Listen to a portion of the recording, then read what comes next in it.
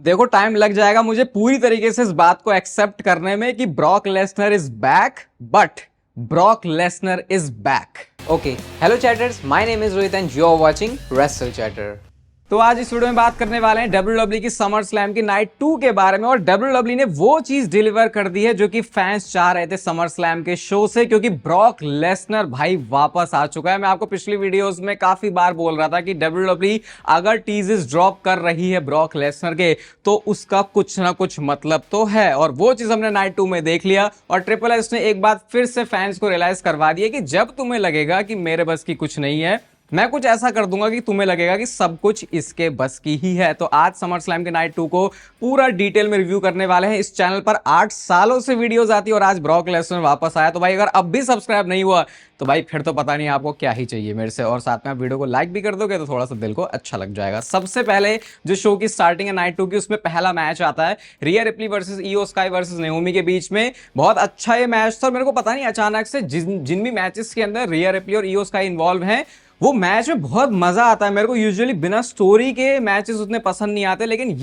ये I think वो match जिसको मैं बिना स्टोरी के भी बार बार देख सकता हूं। तो क्या सीन होता है कि नेओमी अपनी एंट्रेंस करती है अपनी डैड के साथ, बहुत उनके लिए वो कूल मूवमेंट था। शुरुआत में नेओमी ने लड़ने से मना कर रही होती है, लेकिन उसके बाद दोनों ही बंदियों ने इनकी घेराबंदी करके इनको बुरी तरीके से फेरा है। 619 भी हमने देखा, ये उसका एक सुप्लेक्स उन्होंने लगाया। उसके बाद पहली बार जब रिया रिप्ली और ईओ स्काई आमने सामने होते तो रियलाइज करते कि अरे अच्छा हम दोनों साथ में भी, हमें साथ में भी लड़ना है। उसके बाद वो जो ईओ स्काई वाला ऐसे वाला मूवमेंट है वो रिया रिप्ली ईओ स्काई दोनों ने ही किया। रेजर्स एज उन्होंने लगाया, पावर बॉम्ब उन्होंने लगाया, लेकिन नेओमी ने खींच लिया, वरना शायद यहाँ पे पिनफॉल हो सकता था। ईओ स्काई मून सॉल्ट के लिए जाती है और रिया रिप्ली ने बड़े ही गंदे तरीके से उनको पुश किया कि उनकी पूरी चेस्ट पे जाके लगा। अब उसका फायदा नेओमी उठाना चाहती है, लेकिन जैसा हमने रेसलमेनिया में देखा था, एवोल्यूशन में देखा था, वो जो मून सॉल्ट के साथ पिन को ब्रेक करती है ईओ स्काई, वो वाला मूवमेंट यहाँ पे फिर से था। नेओमी ने हाई मारी ईओ स्काई को और रिया रिप्ली ने रिपटाइड लगा दिया था नेओमी को, लेकिन बहुत ही क्लोज मूवमेंट पे आके ईओ स्काई ने जो है पिनफॉल को ब्रेक किया। तो ये तो तय हो गया भाई, जब भी आपको रिया रिप्ली और ईओ स्काई किसी मैच में दिख रहे हैं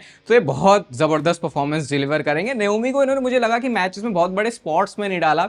शायद इनको पता था कि अगर हम ज्यादा चीजें ईओ स्काई और नेओमी के साथ करेंगे तो चीजें बेटर हो सकती हैं। बाकी एंड में हमने देखा कि रिया रिप्ली ने सेकंड रोप से रिपटाइड तो लगाया, लेकिन जब वो पिन करने के लिए जा रही होती हैं तो नेओमी ने एक तरीके से विक्ट्री ही स्टील कर ली है, क्योंकि उन्होंने पीछे से आके रिया रिप्ली को पिन कर दिया। तो यहाँ पे चैंपियनशिप रिटेन हो गई है, जो कि WWE का बिल्कुल सही डिसीजन था। इसके बाद शो पर आता है भाई वैसा मैच जैसा एक्सपेक्टेड था, ऐसी ही परफॉर्मेंस उन्होंने डिलीवर करी है। सबसे बड़ा WWE का अब तक का TLC का टैग टीम मैच। भाई इस मैच में इतने स्पॉट्स हैं, मैं तो कह रहा हूं कि कैमरामैन भी कम पड़ गए थे सारी चीजों को कैप्चर करने के लिए। और वो एक जो टेबल वाला स्पॉट था भाई, बैक टू बैक 4 टेबल टूटे हैं। पहले गार्गानो ने डीडीटी लगाई जो गेसी को, उसके बाद डेक्स्टर ल्यूमिस बाहर कूदते हैं टेबल के ऊपर, फिर हमने रे फिनिक्स का वो हवा में उड़ता हुआ स्प्लैश देखा। 1 सेकंड तक तो भाई रे फिनिक्स हवा में ही था। और जो स्पेनिश फ्लाई भी मारी है हमने एक्सियम की तरफ से देखा, जो उन्होंने एंजेलो डॉकिंस को मारी, वो भी बहुत खतरनाक थी। तो भाई टेबल वाले स्पॉट तो बिल्कुल कर दिए। कैंडिस लेरे, बी फैब, निकी क्रॉस, ये सब भी आती है। और कैंडिस लेरे ने आज जो इस मैच में फॉल लिया है, मतलब उनका मैच में कोई रोल नहीं है, लेकिन मूवमेंट बनाने के लिए ऐसी वो गिरी कि वो टेबल भी टूट गया। और वो शायद थोड़े उनके पैर से इधर उधर ही मामला हुआ, वरना बहुत सीरियस मामला भी हो सकता था उनके साथ। अंकल हाउडी का भी हमने स्पॉट देखा यहाँ पे, जब उन्होंने लैडर पुश करी तो वो DIY जो है वो गिर गए पूरे। और टेबल भी अगर आप देखोगे तो टेबल के ऊपर उन्होंने स्पॉट बनाए हुए थे कि सही से टेबल को प्लेस किया जा सके। तो 4 लैडर के ऊपर वो गिरते हैं। और वो जो एक बहुत मस्त आइकॉनिक WWE का मूवमेंट है, जो हवा में स्पीयर लगने वाला मूवमेंट होता है, ऐसा लग रहा था कि नेथन फ्रेजर यहां पे मारेंगे, लेकिन चांपा ने भाई क्या ही अपना एक ट्रिक किया, वो ऊपर लटक गए बिल्कुल स्पाइडरमैन की तरह। तो वो जो स्पीयर है वो कनेक्ट नहीं होता। बाकी फिर एंड में जाके हमने देखा कि अंकल हाउडी ने भी फॉल लिया जब उनको वो लैडर के ऊपर ऐसे पटका जाता है। और एंड में जो गेसी ने अनहुक कर लिया चैंपियनशिप को, और व्हाइट सिक्स ने यहाँ पे चैंपियनशिप को रिटेन कर लिया। और ऐसा प्रेडिक्ट भी किया था मैंने, क्योंकि यहाँ पे ऐसा लग नहीं रहा था कि कोई टाइटल चेंज की बहुत ज्यादा जरूरत है, क्योंकि अंकल ये जो व्हाइट सिक्स के पास अभी चैंपियनशिप आई है। लेकिन मैच बहुत खतरनाक डिलीवर किया, मजा आ गया इसको पूरा देख के। इसके बाद शो पर नेक्स्ट मैच आता है इंटरकॉन्टिनेंटल चैंपियनशिप के लिए, बेकी लिंच वर्सेस लायरा वाल्किरिया। ये मैच बहुत लंबा घसीटा, लेकिन बहुत बढ़िया तरीके से कोरियोग्राफ और प्रोड्यूस किया था इस मैच को। स्टार्ट से ही आज बेकी लिंच की नई एंट्रेंस है, आपको कैसी लगी बताना है मेरे को। थोड़ा सा पूरा वाइब लेके देखने में टाइम लगेगा, उसके बाद मैं आपको बताऊंगा कि अगर आपने देख लिया अच्छे तो बताना आपको कैसी लगी। शुरुआत में ही ये, क्योंकि कुछ भी इस मैच में होना है तो मतलब कि वेपन्स आप यूज कर सकते सकते हो। तो उधर से वो कैंडो स्टिक लेके आती है और जो लायरा वाल्किरिया है वो क्रोबार लेके आते हैं। जब वो लेके आई तो बेकी लिंच एकदम फट भी गई। इसमें चेन भी वो मूवमेंट, मतलब ब्रूटल मैच इन्होंने बनाया था। यूजुअली हमें जो विमेंस डिवीजन में मैचेस हैं उसको एकदम से ब्रूटल होते हुए नहीं देखते, क्योंकि लगता है यार अरे पिटते हुए अच्छी नहीं लग रही, लेकिन यहाँ पे इन्होंने पूरे एफर्ट डाले इसको ऐसा बनाने के लिए। बेकी लिंच ने कैंडो स्टिक से मारा, स्टील चेयर से वो मार रही हैं, टूल बॉक्स का उन्होंने यूज किया और उसके बाद उन्होंने हाथ से जो है वो जिप टाई जो होती है वो लगा के लायरा वाल्किरिया को बहुत ज्यादा असॉल्ट करना शुरू किया। रेंच से मार रही है, वो रिंग साइड पे, वो रिंग पोस्ट पे लटका के कैंडो स्टिक से उन्होंने मारा। एक अच्छा स्पॉट भी था जब लायरा वाल्किरिया ने अपने वो बंधे हुए हाथों को ऐसे ही किया और वैसे ही फिर उन्होंने जो वो सुप्लेक्स है वो लगा दिया था, तो वो भी अच्छा मूवमेंट था। एक बॉच हो गया यहाँ पे लेकिन कि वो जो जिप टाई है उसमें से हाथ निकल गया लायरा वाल्किरिया का। और मैं शुरू से ही नोटिस कर रहा था कि बड़ी मुश्किल से मैनेज किया हुआ है लायरा वाल्किरिया ने कि वो उसको रखे। पता नहीं बेकी लिंच को एक थोड़ी सी और तेज ऐसे गांठ खींच देती तो क्या प्रॉब्लम होती, लेकिन उससे बहुत ज्यादा उनको प्रॉब्लम हुई। फिर मैच ही प्रोग्रेस करता, पूरे टाइम ऐसे ही बिल्ड हुआ कि लायरा वाल्किरिया के हाथ में जिप टाई है, लेकिन इवेंचुअली जाके उन्होंने उसको निकाला तो उसके बाद वो मारती उनको बहुत ज्यादा। स्टील स्टेप्स के ऊपर खड़े होके उन्होंने नाइट विंग फिनिशर लगाया अपना और फिर रिंग में जाके man handle slam Becky Lynch ने वो 2 चेयर के ऊपर लगाया, लेकिन उसके ऊपर भी लायरा वाल्किरिया ने किक आउट कर दिया। तो ये बड़ा क्लोज फॉल वाला मूवमेंट कह सकते हो। अब क्रोबार से वो मारने उनको जा रही होती, मतलब जो चेयर है उसके बीच में ही उन्हें लायरा वाल्किरिया को डाल दिया। तो ये तो देखने में भी थोड़ा अटपटा लग रहा था यार कि अरे ये थोड़ा ज्यादा हो रहा है तुम्हारा, इतना ज्यादा एक दूसरे को मारने की जरूरत नहीं है। फिर उसके बाद क्या होता है कि वो क्रोबार से मारने के लिए जाती है, जैसे उन्होंने हाथ पीछे किया किसी ने वो क्रोबार जो है वो छीन लिया और वो निकल के आती है बेली। थोड़ा बेली को मैनिपुलेट करने की कोशिश होती है, लेकिन बेली ने उल्टा बेकी लिंच के ऊपर अटैक कर दिया। और एक लेग ड्रॉप भी बड़ा मस्त था। डब्ल्यूडब्ल्यू ने आजकल अपने जो कैमरा एंगल्स है उनके साथ बहुत अच्छा खेलना शुरू किया है। एकदम से पता नहीं आउट ऑफ नोवेयर कहां से बरसी लायरा वाल्किरिया बेकी लिंच के ऊपर, तो वो अच्छा स्पॉट था। फिर एंड में जाके बेली मारना तो चाह रही थी शायद बेकी लिंच को, लेकिन वो एक्सीडेंटली हिट हो गया लायरा वाल्किरिया को। उसके बाद उन्होंने मैन हैंडल स्लैम लगा दिया लायरा वाल्किरिया को और यहाँ पे चैंपियनशिप रिटेन कर लिया, जिसका मतलब कि अब आगे जाके लायरा वाल्किरिया तब तक चैलेंज नहीं कर सकती बेकी लिंच को उस चैंपियनशिप को जब तक कि वो बेकी लिंच के पास है। और यहां से अब जो गुस्सा भड़कने वाला है लायरा वाल्किरिया का बेली के लिए, वो देखने लायक है। यूएस चैंपियनशिप के लिए match solo Sikoa versus Jacob फाटू। Solo Sikoa की एंट्रेंस होती है, जेकब फाटू की एंट्रेंस होती है। और आज जो जेकब फाटू ने अपनी एंट्रेंस पे मास्क पहना था, उससे बेहतरीन मास्क कोई जेकब फाटू की पर्सनैलिटी के हिसाब से हो ही नहीं सकता। ऐसा लगता है ना दाना वाला कि भाई इसकी बेड़ियां टूट गई हैं, उसके बाद कोई बंदा कैसे मारेगा, तो वैसा जो जेकब फाटू है पूरे लगते हैं। अब मैच स्टार्ट होता है और शुरू में केज पे फेंकना, हेडबट लगाना, वो सबने मूवमेंट देखे, लेकिन फिर जब एक बार दिमाग की सट की जेकब फाटू की तो उनको चोटें लगना बंद हो गई थी। और उसके बाद उन्होंने डीडीटी मारी, लगातार 2 मूनसॉल्ट मारे उन्होंने सोलो सिकोवा को, और सोलो सिकोवा ने उसके ऊपर किक आउट किया है। किसी ऐसा कमेंट्री से बोल रहे थे कि किसी ने किकआउट नहीं किया आज तक मून सॉल्ट के ऊपर, तो वो एक नोटिस करने वाली बात थी। और सोलो सिकोवा को भी देखो ऐसे स्पॉट से देते हैं। अब इसके बाद टोंगा लोवा, जेसी मटेओ और ये टल्ला टोंगा जो है सब आ जाते हैं। जिमी ऊसो भी आते हैं, रिंग साइड पे सुपर किक मारी, लेकिन टाला टोंगा को नहीं मार पाता बेचारा हमारा जिमी ऊसो।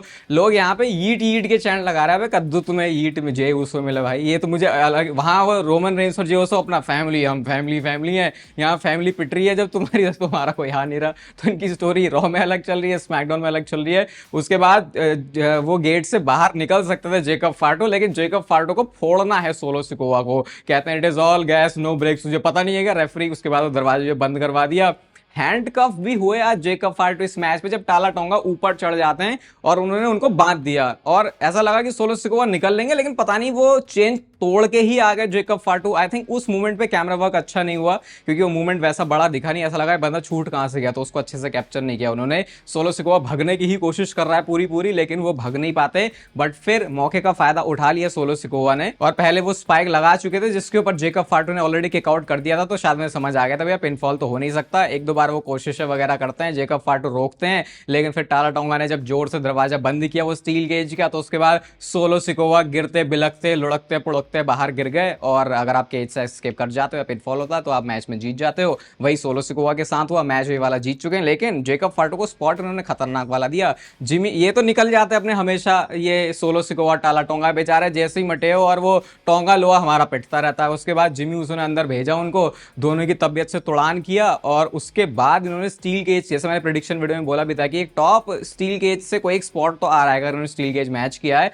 और वहां से उन्होंने मून सॉल्ट हिट किया। उससे पहले जो एक जेकब फार्ट ने थोड़ा सा ब्रेक भी लिया था ना कि वो सोच रहे हैं ऊपर जाने का, आई थिंक वो एक अच्छा मूवमेंट था, थोड़ा सा पॉज लेके कि लोग भी उस मूवमेंट को लेके हाइप हो जाएं। तो उसके बाद उन्होंने अच्छे से मून सॉल्ट हिट किया। जरा भी इधर उधर अगर होता ना वो तो गड़बड़ हो सकती है, लेकिन बहुत अच्छे प्रोफेशनल सुपरस्टार हैं, रेसलर हैं जेकब फार्ट। तो भले ही चैंपियनशिप हाथ नहीं आई, लेकिन इस मैच में उनको मूवमेंट मिल जाता है। इसके बाद शो पर आता है इंटरकॉन्टिनेंटल चैंपियनशिप के लिए match, AJ Styles versus Dominik Mysterio. आज एजे स्टाइल्स बिल्कुल एडी गुerrero टाइप की अपनी जो एंट्रेंस है वो करते हैं, लो राइडर वो निकल के आते हैं, उनकी जो पैंट्स थी वो भी काफी ज्यादा वैसी सिमिलर थी, तो अच्छी वाई भाई। और मुझे बताओ कोई एजे स्टाइल्स के बालों के बारे में बात नहीं करता भाई। इस एज में भी उनके बाल ऐसे लहराते हुए इतने घने बाल हैं कि देख के लगता है इस एज तक हमारे भी ऐसे बाल हों तो थोड़ा हिसाब किताब सही सा बैठ जाएगा। अब मैच ही प्रोग्रेस करता है, थोड़ा फास्ट पेस पर ही था। शुरू में ही वो फोरआर्म के लिए जाते, फिनोमिनल फोरआर्म के लिए, लेकिन उसको ड्राइवर में बदल दिया। और क्या डर्टी डोमिनिक वाले चैंट लग रहे थे, डर्टी डर्टी डॉम ऐसा करके कोई चैंट लग रहे थे, मैंने सही है, मेरे कान बज रहे थे। मुझे तो ऐसा लगा कि लोग डोमिनिक मिस्टीरियो के लिए भी चैंट कर रहे हैं, तो अच्छी बात है।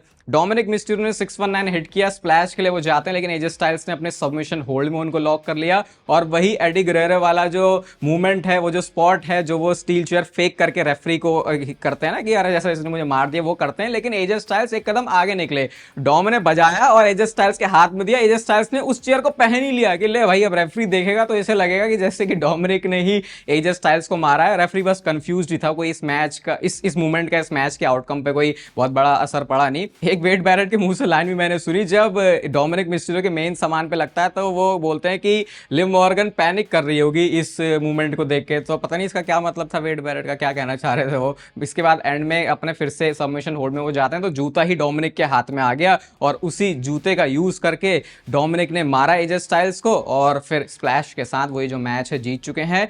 मैं ये भी नहीं बोलूंगा कि मैच का रिजल्ट कुछ बहुत गलत सा हुआ है, लेकिन एजे स्टाइल्स की विक्ट्री होती तो वो शायद और अच्छा मूवमेंट हो जाता, बट फिर भी डोमिनिक के लिए आई थिंक मोमेंटम बनाना जरूरी है। लेकिन जो भी है, यहां से अब एजे स्टाइल्स को अगर थोड़ा सा स्पॉटलाइट में लेके आ गए तो मैं उम्मीद करूंगा कि ये आगे भी इसको ऐसे ही लेके जाएं। अब आता है शो का मेन इवेंट, जो कि था अनडिस्प्यूटेड चैंपियनशिप के लिए match, John Cena versus Cody Rhodes. बहुत सारी एक्सपेक्टेशन ऑलरेडी हम इस मैच से लगा चुके थे, क्योंकि ट्रिपल एच ने कल बोल दिया था कि भैया नाइट 1 में तुमने जो देखा है वो तो कुछ भी नहीं है, नाइट 2 में देखो अभी क्या होने वाला है। तो सबसे पहले कोडी रोड्स की एंट्रेंस होती है, थोड़ा सा उनकी एंट्रेंस पे शुरू में इंट्रो हमको डिफरेंट दिखा। जॉन सीना की भी एंट्रेंस होती है, पहले वो ब्लैक स्क्रीन पे था और उसके बाद एकदम से सारा जो कलर है वो वहां पे आ जाता है, ब्लू और रेड वाला। बहुत मस्त लग रहा था वो देख के। डब्ल्यूडब्ल्यू ने भी उसको ऐसे की फिट किया कि पहले हम काला दिखाएंगे, उसके बाद जब एकदम से रंगीन होगा मामला तो लोगों को पसंद आएगा। मैच में इंट्रोडक्शन होता है और इंट्रोडक्शन के टाइम पे ही कोडी रोड्स को भू मिलना शुरू हो गई। तो अभी जॉन सीना बेबी फेस बने हैं नहीं, यहाँ पे कोडी रोड्स का जो नेगेटिव रिएक्शन है वो ऑलरेडी आना शुरू हो जाता है। एकदम से एलिसिया टेलर ही है ना उनका नेम, उनके कंधों पर वो हाथ रखते हैं और उसके बाद उनका इंट्रोडक्शन होता है। दोनों ने हक किया, मारा मारी शुरू करी और स्ट्रीट फाइट जो उन्होंने इसको बनाया था, मतलब कि नो डीक्यू वाला मैच, ये बहुत बढ़िया था क्योंकि बहुत सारे एक्सपेरिमेंट इस मैच में हो पाए। क्रचेस पहले ही आ गई है, स्टील स्टेप्स आ गया है, दोनों ही लॉन्डे चेयर लेके आ रहे हैं, शोल्डर टैकल, 5 नकल शफल वो सब हमने देखा। और जॉन सीना भी ये फेस वाला जॉन सीना था पूरा, जिसको आपको देख के वो सुपर सीना हीरो वाली वाइब आती है। जॉन सीना ने डबल ए फिनिशर हिट किया, उसके ऊपर किक आउट हो जाता है। पाइल ड्राइवर लगाया कोडी रोड्स ने आज जॉन सीना को, जो डब्ल्यूडब्ल्यू में बहुत खतरनाक मूव माना जाता है, उसके ऊपर भी किक आउट हो जाता है। फिर जॉन सीना ने फिनिशर लगाया और हमको वो ये और बू वाले जो पंचेस है वो दिखे। जब जॉन सीना ने मारा पंच तो लोग उनके सपोर्ट में थे, कोडी रोड्स ने मारा तो बू भी हो रही थी, हल्की सी चीयर भी हो रही थी। तो ये थोड़ा देख के यूनिक सा लगा कि अच्छा, मतलब इतना जल्दी जो क्राउड है वो भी चेंज हो जाता है। जॉन सीना ने इसके बाद टेबल वाला स्पॉट किया, अनाउंसर डेस्क के ऊपर वो कोडी रोड्स को पटकते हैं। इसके बाद तो फिनिशर आफ्टर फिनिशर यही सारा सीन हो रहा है। क्राउड में भी वो जाते हैं, बैक स्टेज गए और पता नहीं भाई क्या सिनेमैटिक वाली एंट्री मारी जॉन सीना ने। वो रैम के ऊपर ही एक स्पॉट था, वो जो एलिवेटर से फिर वो ऊपर आते हैं और कंधों पर लेके आया हुआ था जॉन सीना कोडी रोड्स को, और उसके बाद वहां से उन्होंने जो ए फिनिशर है उसको हिट किया। फिर ये रिंग में जाते हैं, लेकिन कोडी रोड्स ने चला के खेल ली। उसने दिखाया ऐसे कि वो बहुत थक गया, लेकिन वो थका नहीं था भाई। पहले वो जो टेबल कॉर्नर में लगी थी वहां पे घुसेड़ दिया, क्रॉस रोड्स मारा, लेकिन उसके ऊपर किक आउट हो जाता है। कोडी को समझ में आ गया भाई ये बंदा ऐसे नहीं हारेगा।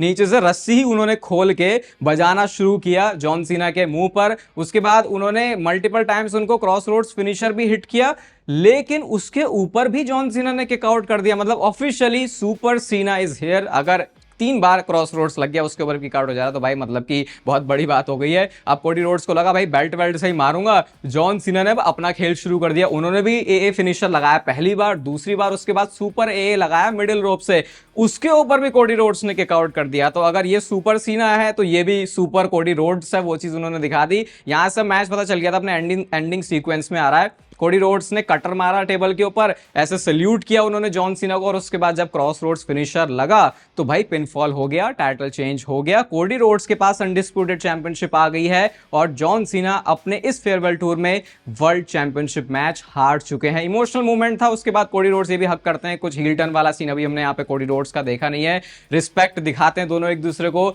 जॉन सीना इमोशनल लग रहे थे, थैंक यू सीना के वहां पर चैंट लग रहे थे, और जैसे ही जॉन सीना जाने लगते हैं एक ऐसा म्यूजिक हिट हुआ यहां पे जो कि लोग चाहते थे समर स्लैम में होना, बहुत too good to be true वाली चीज थी, लेकिन डब्ल्यूडब्ल्यूई ने इसको डिलीवर कर दिया है।